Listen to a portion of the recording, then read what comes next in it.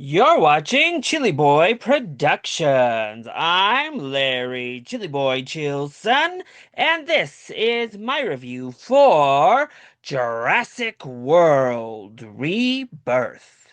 Now, before we get into this review, make sure to go ahead and click that subscribe button down below so that you can chill with me on each and every one of my latest videos.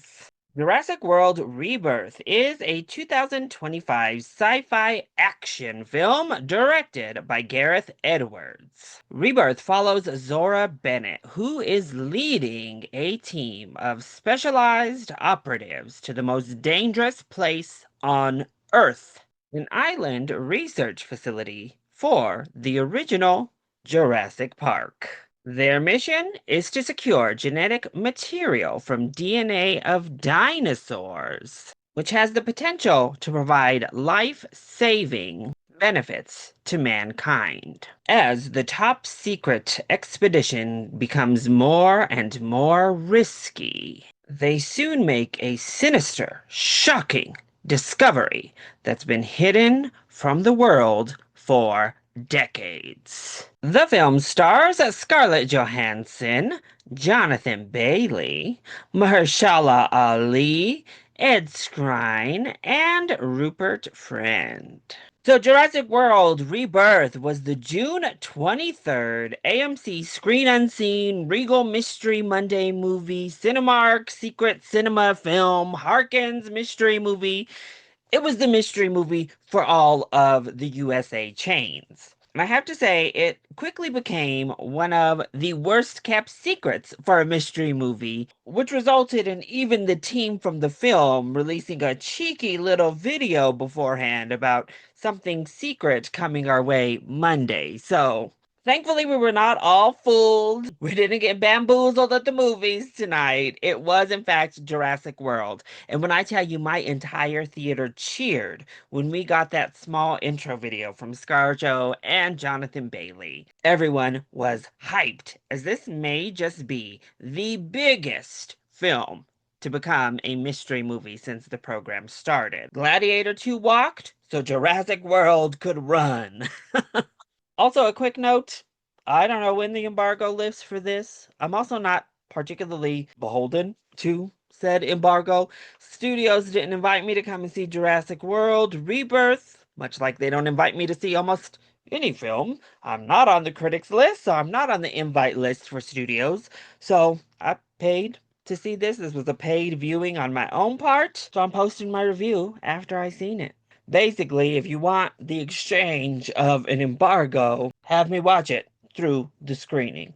Now, I wasn't necessarily excited for a new Jurassic Park or Jurassic World film, especially after Dominion, which hooked us all in with those OG actors and OG characters coming back and then made it about locusts and not the dinosaurs. Honestly, Jurassic Park films are a tough sell after the first one. Once we get out of the park setting, for whatever reason, this series really struggles to regain that magic. You have Jurassic Park and then Jurassic World itself set in actual theme parks, amusement parks, zoos featuring dinosaurs, and you're able to really capture the wonder and majesty of it all there. But once you start heading back to cities or going to different landscapes, they seem to really lose their footing. And I think that was even more apparent with the Chris Pratt Jurassic World series, which fell off a huge cliff to the fact where Dominion is easily the worst in the entire franchise. But then they said Jonathan Bailey will be there, and I said I'm in. Couple him with ScarJo, and I was officially super excited. I thought the trailers looked fun, and honestly, even when I'm not having a good time in the movie itself, I'm having a good time with some dinos, so they're gonna hook me in anytime we get a new Jurassic film. And I have to say, thankfully, I'm happy to report Jurassic World Rebirth is a lot of fun. Now, this is a solid popcorn blockbuster. So let's go ahead and talk about the positives for Rebirth. I have to give a huge shout out to Gareth Edwards because I think the direction is fantastic and you can feel his horror tendencies creeping their way in to this film because we have some of the most tense moments in a Jurassic film, at least since the original trilogy. Because say what you will about the two sequels, quality-wise, they both feature some pretty intense actual chases and moments. And Rebirth takes us back to that undertone of horror from the early installments. The stakes were here, the chases were a lot of fun, the dinosaurs, by and large at least, were a lot of fun and looked great. There's some other CG stuff that was a little bit spotty for me, but the dinosaurs felt real. And this island was a lot of fun. It's very reminiscent, actually, of Jurassic Park 3. We're going back to an island for some kind of nefarious purpose that's not fully disclosed, and it turns into the obvious disaster you're anticipating. And this one is very similar to 3, right down to Spinosaurus being involved once more. But all of the set pieces here are a lot of fun. Each and every action set is great. As for the characters, they are a bit hit or miss, but I'm so happy to report that ScarJo and Jonathan Bailey kill it. And not only are they both individually very good in the film, they have a really good chemistry in this film. Yeah, you're kind of rooting for them by the end of it. Scarlett Johansson taking it back to her action girl roots, and she's great at this. She's so charismatic as a slightly snarky, badass woman. Of course, she looks great, that's a given, but she also brings this character to life with a lot of realism and self actualization. And then we have Jonathan Bailey doing his adorable American accent as this nerd on the trip who kind of comes out of his shell and goes on his own character arc, honestly. And he's wonderful. Easily the two best characters in the entire film. Now, I also did really enjoy Mahershala Ali. I thought he was very fun. Rupert Friend, kind of playing a Rupert Friend role. And then the little girl is adorable, and the father in this family that we get introduced to is also really solid. We'll come back to the other members of that little family dynamic here shortly. But I thought the score was fantastic. It utilizes the old John Williams score to near perfection and gives us these big, grandiose moments. We actually have that wondrous moment like we get in Jurassic Park with the score swelling and our characters taking it all in while the audience as well gets to be swept up in the majesty of the creatures. And I also did love the very small amount of world building we get at the beginning of this film, kind of establishing where we are with dinosaurs in the world, what's happening, what's good, what's bad. And of course, I did in fact love Dolores, the little dinosaur that basically becomes part of our group. Now, I have a small gripe with Dolores. It's not a negative. Um, she looks like a baby dinosaur. And if she is a baby dinosaur, why is she going away from her mother in the way she does for this film? Why do we not have a mother chasing after our group, looking for her little baby? Or is that a species I'm not aware of? Because it looks almost like a Triceratops style dinosaur. Is there just a really small little dinosaur like that? And Dolores was full grown? I loved Dolores, but I kept being like, wait a minute, get that baby back to its mama. So then, what doesn't work so well when it comes to Jurassic World Rebirth? Well, I want to start my negatives off with the stuff I mentioned in the positives, starting with some of the visual effects. So I think that the dinosaurs looked great. Most of the landscape looks great. However, there are definite moments you are like, ooh, we can tell you are not on location anywhere. This feels like it is on a soundstage somewhere. You can kind of see the green screen of waterfalls behind the characters. Or even in their environment, it feels very artificial in many ways. And I think a lot of the film suffers from a little bit of artifice here. Every time it feels like, yeah, we're out in the jungle, it's real and lived in. We cut to the next sequence, and it's like, oh, oh, back to the soundstage.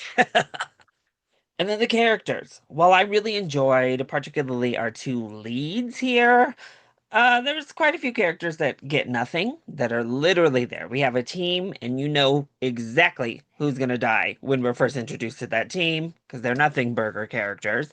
And then this family unit, the daughter I don't want to pick on her by name. The older daughter, though, not the best acting I've seen, and also some really terrible dialogue. Some really bad stuff.